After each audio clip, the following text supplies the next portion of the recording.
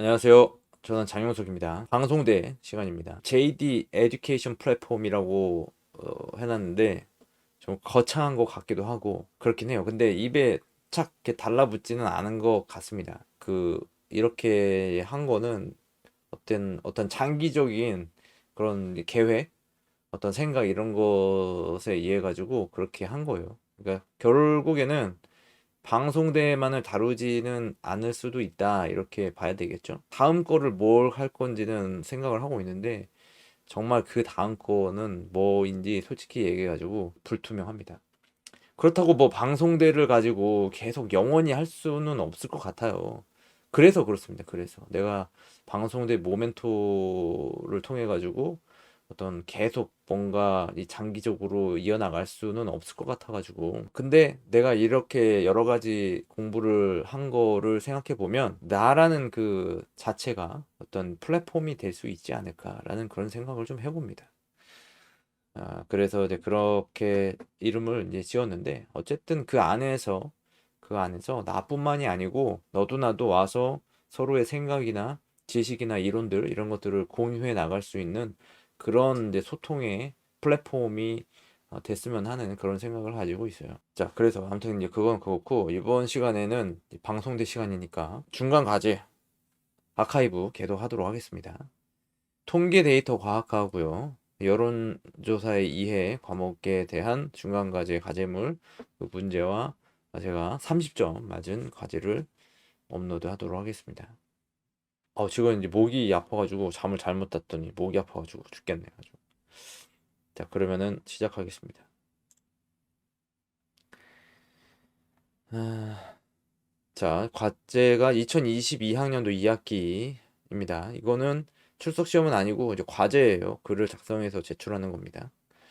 1번부터 4번 문제가 있는데 1번부터 보도록 하겠습니다. 1번 언론과 소셜 미디어 등을 통해서 그 대중의 이 의견을 파악하고 여론을 형성하는 역할을 담당하고 있으므로 여론조사가 필요 없다는 주장에 대하여 논하고 여론조사의 역할과 사회적 책임에 대해서 A4 용지 1매 이내로 기술하시오.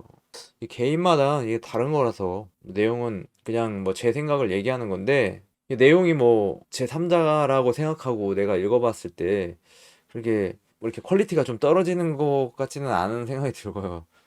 뭐 내 글이라서 그런 게 아니라 내가 써놓고도 이걸 나중에 읽어보면 내가 이런 글을 정말 썼나? 이런 생각이 들 정도로 굉장히 고차원적이기도 하고 뭐 그런 것 같아요. 지금 또 읽어보면은 이해가 안 되기도 하고 뭐 그런 것들이 좀 있고 나름대로는 그 독창성이 있다고 생각을 합니다.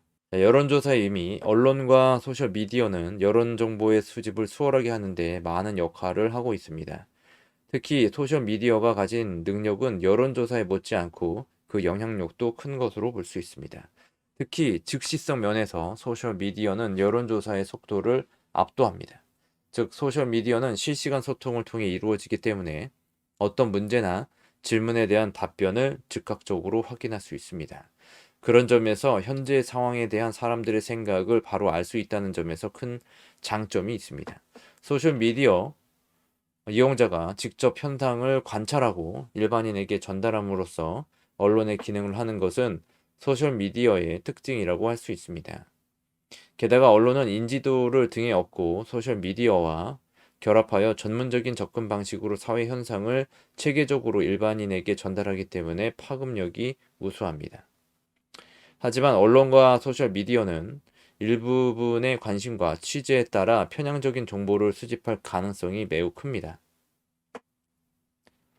즉, 언론은 사람들에게 흥미를 유발하거나 특이한 사건, 자극적인 내용을 전달하려고 하는데 중점을 두고 있습니다. 따라서 언론이나 이와 유사한 기능을 하는 소셜미디어는 모든 사람의 생각을 대표하지 못하며 사람들이 자극적인 내용에 더 관심을 두고 그것에 동조하면서 열성팬이나 추종으로 발전할 가능성이 있습니다. 언론과 소셜미디어의 여론 수집은 사람들의 의사를 묻는 방식이 아니라 특정 정보를 제공하고 그것에 대해 사람들이 자발적으로 의사를 표시하는 것을 수용하는 것이기 때문에 올바른 여론 파악이라고 볼 수 없습니다. 또 자료의 수집을 체계적으로 일관성이 있게 정리하는 작업을 하기 어려우므로 자료를 분석하는 것이 가능하지 않습니다. 그래서 여론이 어떻게 형성되었는지 정확히 알기란 쉽지 않습니다. 따라서 여론조사의 필요성은 여전히 유효하며 여론조사는 언론과 소셜미디어가 할 수 없는 고유한 기능과 역할이 있습니다. 이 여론조사의 역할과 사회적 책임. 여론조사는 여론조사를 하는 목적이 확실하고 과학적인 방법으로 자료를 수집 분석하므로 보다 객관적인 정보를 얻을 수 있습니다. 여론조사는 자연과학과 다르게 추상적이고 비논리적이라고 인식했지만 표본 추출과 과학적인 조사 기법을 통해 결과를 과학적으로 증명하고 예측합니다. 여론조사는 일상에서 선거뿐만 아니라 사회의 많은 분야에서 활용되고 있습니다. 여론조사를 통해 얻을 수 있는 정보가 사회 경제적으로 중요한 역할을 하고 그것으로 더 많은 이익을 얻기 위한 활동을 계속하게 됩니다. 이러한 과정에서 여론조사를 하는 방법이 더 현실에 가깝게 하도록 여론조사 방법이 발전됩니다. 여론조사는 공정한 선거가 가능하도록 비교할 수 있는 정보를 제공합니다. 또 여론조사는 민심이 정치에 어떤 영향을 미치는지를 지속해서 평가할 수 있는 도구가 됩니다. 이로써 민주주의 사회를 구현하는 데 감시 역할을 하고 올바른 선택을 할 수 있는 유용한 정보가 될 수 있습니다. 여론조사는 제품을 판매하기 위한 수요조사를 하거나 서비스를 제공하는 데 있어서 사람들에게 미치는 영향에 대한 피드백을 얻을 수 있습니다. 따라서 정치 현상을 분석하기 위한 언론에서의 활동과 더불어 기업이나 정부에서도 수행해야 하는 기법으로 활용합니다. 여론조사는 사회에서 중요한 역할을 담당하고 있고 그 여론을 어떻게 활용하느냐에 따라서 사회 또는 기업에 긍정적인 영향을 미칠 수가 있으며 악영향을 미칠 수도 있습니다. 여론조사의 결과를 발표함으로써 사람들에게 악영향을 미칠 수 있는 것은 여론을 조작하거나 편향된 정보를 제공하면서 혼란을 일으키는 것입니다. 부정하게 선택된 방법은 결국 그것을 선택한 자신뿐만 아니라 모두에게 손해를 끼칠 수 있으므로 여론조사를 사용하고 알리는 것은 신중하고 선명해야 할 것입니다. 어떤 비전까지 제시를 한 거죠. 2번 2022년 8월에서 9월 실시되어 언론을 통해서 공표된 대통령 국정 지지도와 관련한 두 종류의 여론조사를 선택하여 조사 방법, 설문지, 조사 결과 등을 비교하여 정리하시오. 두 조사 결과에서 지지율 추정값의 차이가 발생한 이유를 기술하시오. 여론조사의 비교. 자, 이렇게 이제 조사한 것에 대한 표를 작성해서 간단하게 볼 수 있도록 했습니다. 자, 최근 대통령 국정 현안에 대한 지지도를 묻는 여론조사 두 가지를 선택했습니다. 천지일보가 의뢰하고 주식회사 코리아 정보 리서치가 조사한 대통령 국정 현안에 관한 여론조사는 무선 전화번호 RDD 방식으로 ARS를 이용한 방법으로 100% 표본을 추출했습니다. 이는 전국 만 18세 이상 남녀를 조사 대상으로 했으며 표본의 크기는 전체 1002명입니다. 대통령 국정 현안에 관한 질문은 정당 지지도와 관한 질문과 함께 묻는 방식입니다. 대통령 국정 수행 평가에 관한 질문은 윤석열 대통령의 국정 수행에 대해 어떻게 평가하시겠습니까? 라는 내용입니다. 이와 함께 대통령 국정 수행 평가에 관한 추가 질문이 포함되어 있는데 위 평가에 대해 긍정과 부정 평가의 이유를 묻는 내용이 있습니다.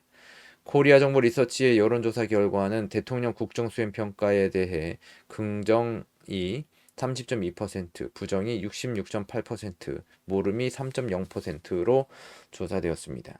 여론조사 결과를 분석하기 위한 구분 항목은 37개로 각 항목에 대한 비율을 합산한 후 평균을 계산한 값이 합계 결과값입니다.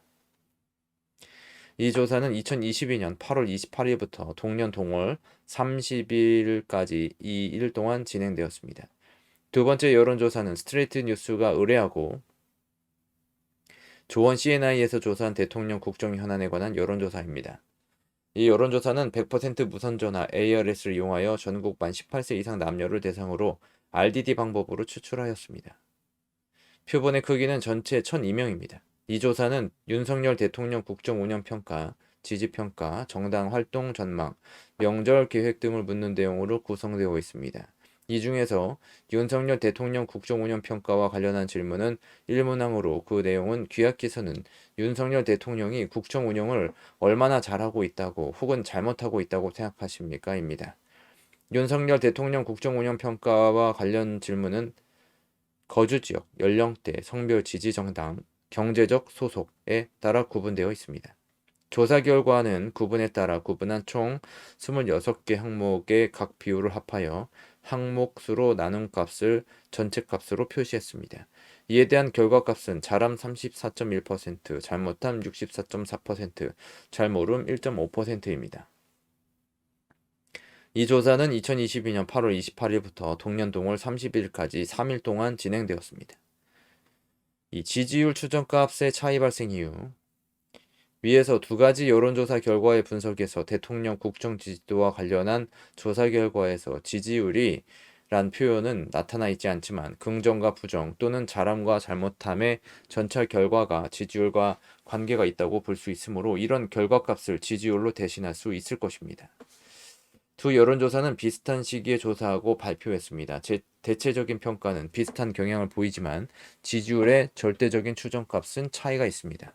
추정값이 차이나는 결정적인 이유는 응답자를 선별하는 문항에 대한 답변을 지지율 평가에 얼마나 활용하느냐에 달려 있습니다. 즉, 응답자를 선별하는 문항에서 차이가 있고 그 선별한 문항을 어떻게 구분하는지 그리고 구분한 문항을 대통령 지지율 평가에 활용하는지에 따라 달라집니다. 예를 들어 주식회사 코리아 정보 리서치의 조사 결과는 설문조사를 구분할 때 구분 항목이 37개로 구성되어 있습니다. 그 구성 항목은 크게 성별, 나이, 지역, 정당 지지도, 이념 성향, 국정 수행 평가, 개, 국민의힘 새 비대위 구성, 국민의힘 내홍 원인, 더불어민주당 이재명 당선으로 구분하고 세부적 내용은 큰 항목 내에 2에서 6개 항목으로 세분화했습니다.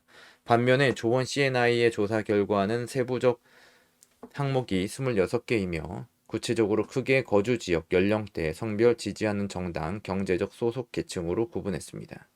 세부적 내용은 큰 항목 내에 2에서 7개 항목이 세분화했습니다. 항목의 내용이나 수를 일치시켜서 두 조사의 결과가 비슷하다면 구분에 따라 차이가 발생한다는 주장을 뒷받침할 수 있을 것입니다. 만약에 두 조사 결과 자료에서 공통된 항목인 성별, 나이, 지역, 정당 지지도만을 합계하여 계산한다면 주식회사 코리아 정보 리서치는 19개 항목으로 29% 긍정, 63.4% 부정이 나오며 조원 CNI는 20개 항목으로 34.1% 잘함, 63.2% 못함으로 계산할 수 있습니다. 평가 항목을 일치시켰을 때 지지율 추정값의 변화. 변화한 결과값은 긍정 측면에서 차이가 더 벌어졌지만 부정 측면에서는 차이가 좁혀져서 거의 비슷한 추정값을 나타냅니다. 이와 같은 결과는 윤석열 대통령 국정수행평가에 활용한 항목 선정에서 차이가 있음을 보여줍니다. 예를 들어 주식회사 코리아 정보 리서치에서 포함한 항목 가운데 더불어민주당 이재명 당선 항목은 윤석열 대통령 국정운영평가와 직접적인 관계가 있다고 보기 어렵습니다. 이 항목은 조사기관이나 의뢰자의 특정한 의도가 있을 것으로 짐작할 수 있습니다.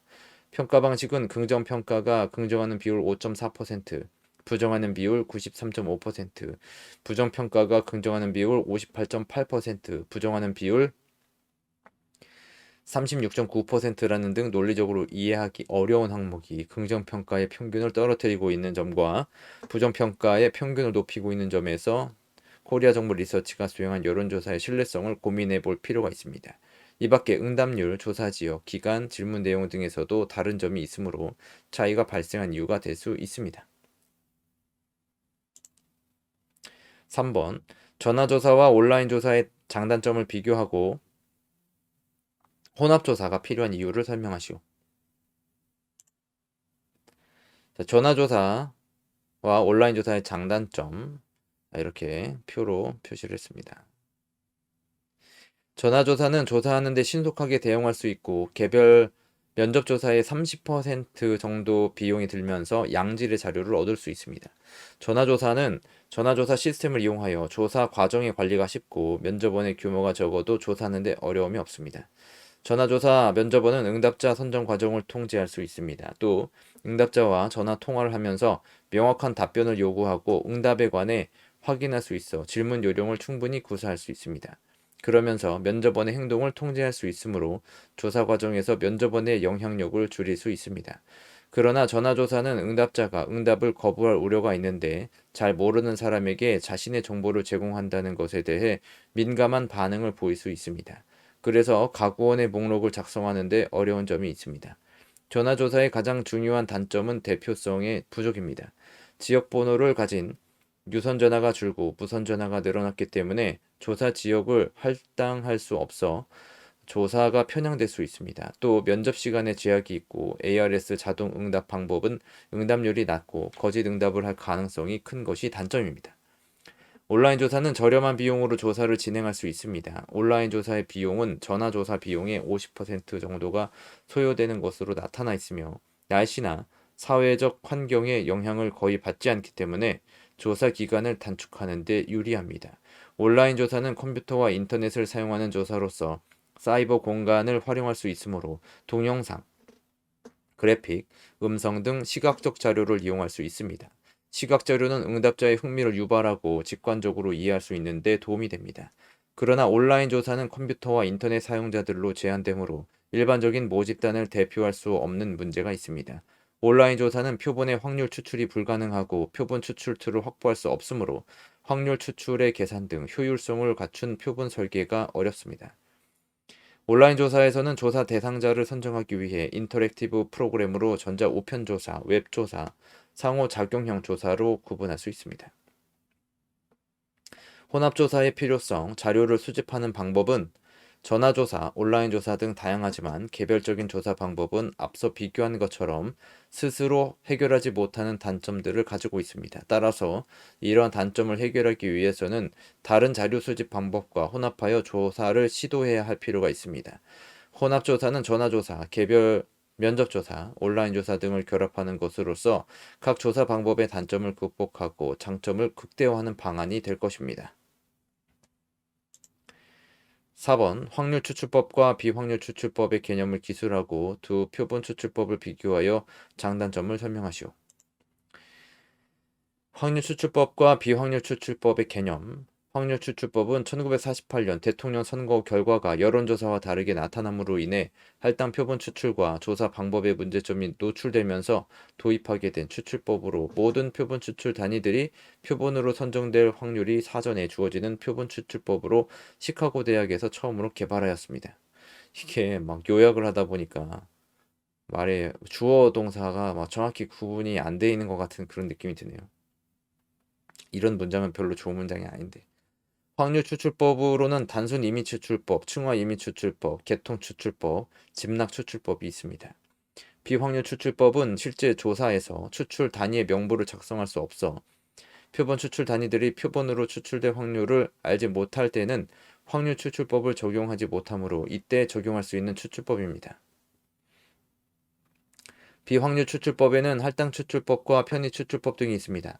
비확률 추출법 중 할당 추출법은 조사 내용에 영향을 주는 요소를 통해 표본을 추출하여 모집단과 표본의 구조적인 특성을 유사하게 하여 정확도를 높인 것입니다. 확률 추출법과 비확률 추출법의 비교를 표로 표현해서 정리를 하면 확률 추출법은 표본 추출 단위가 표본으로 추출될 수 있는 확률을 알 수 있습니다. 확률 추출법은 조사자가 임의로 응답자를 선택할 때 생길 수 있는 편향을 제거할 수 있어 표본 추출에 조사자의 영향을 받지 않습니다. 확률 추출법은 표본 오차의 크기를 계산하고 이것으로 오차의 한계를 계산할 수 있으므로 추정의 오차 정도를 파악하기에 유리합니다. 확률 추출법은 표본을 추출할 때 오차 한계 범위 내에서 조사 결과를 전체 모집단으로 일반화할 수 있습니다. 표본 추출에서 확률 추출법을 적용하면 표본의 크기가 커질수록 오차 범위를 줄일 수 있는 장점이 있습니다. 그러나 확률 추출법은 표본의 크기가 커질수록 모수 추정을 위한 신뢰 구간의 폭이 좁아질 수 있습니다. 비확률 추출법은 표본 추출 단위가 표본으로 추출될 수 있는 확률을 알 수 없습니다. 비확률 추출법은 조사자의 판단으로 표본 추출을 할 수 있지만 조사자의 주관이 개입되므로 조사 결과를 일반화할 수 없습니다. 그렇지만 확률 추출법을 이용하는 것보다 표본 추출이 간편하고 비용이 적게 들어 경제적입니다. 표본 추출에 개입된 조사자의 주관에 의해 선택 편향 가능성이 커질 수 있고 추정의 정확성을 평가할 수 없으므로 과학적인 조사 방법으로 사용될 수 없는 단점이 있습니다.